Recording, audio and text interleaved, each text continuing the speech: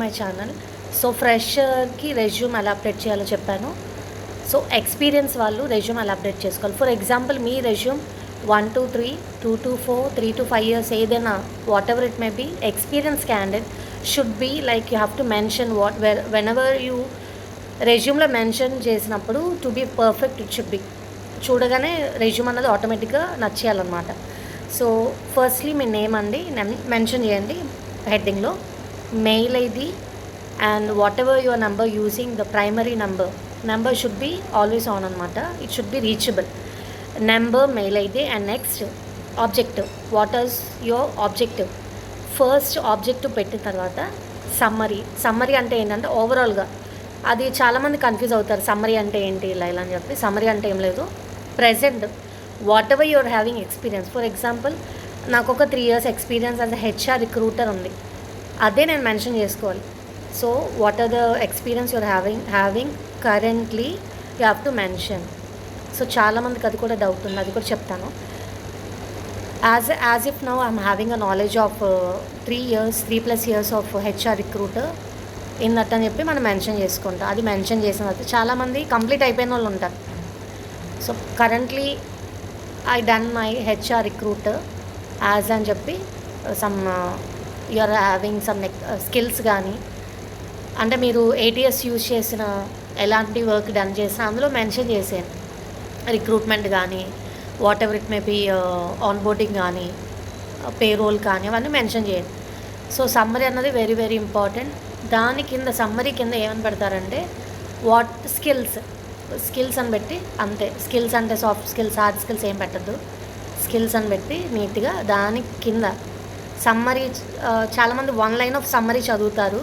So what ever it may be, కొంతమంది summary చదువుతారు, కొంతమంది స్కిల్స్ అన్నది ఇలా రెజ్యూమ్ చూడగానే అర్థమైపోయింది.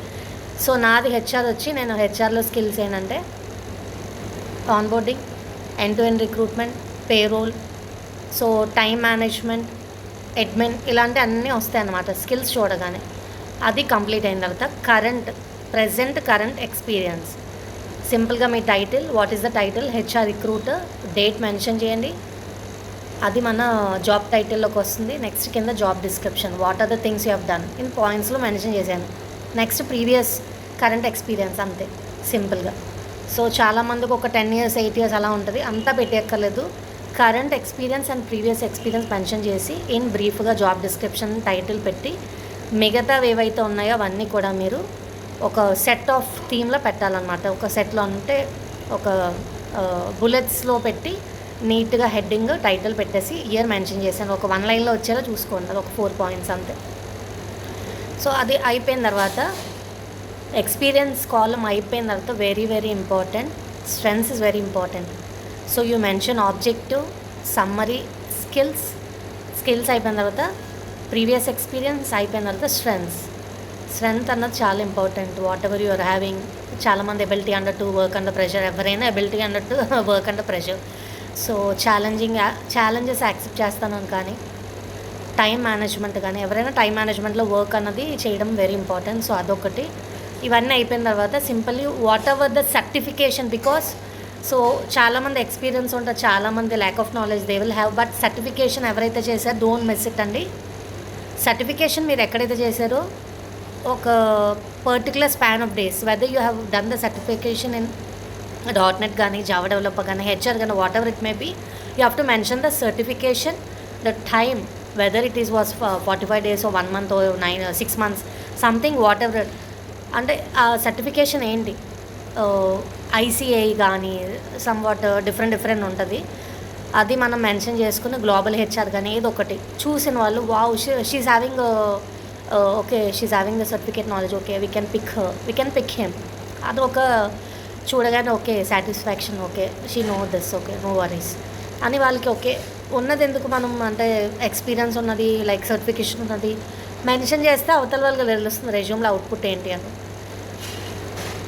So please do mention in the resume. And next thing is, అదంతా అయిపోయిన తర్వాత personal information, just simple name, if you're married husband name, if not father name.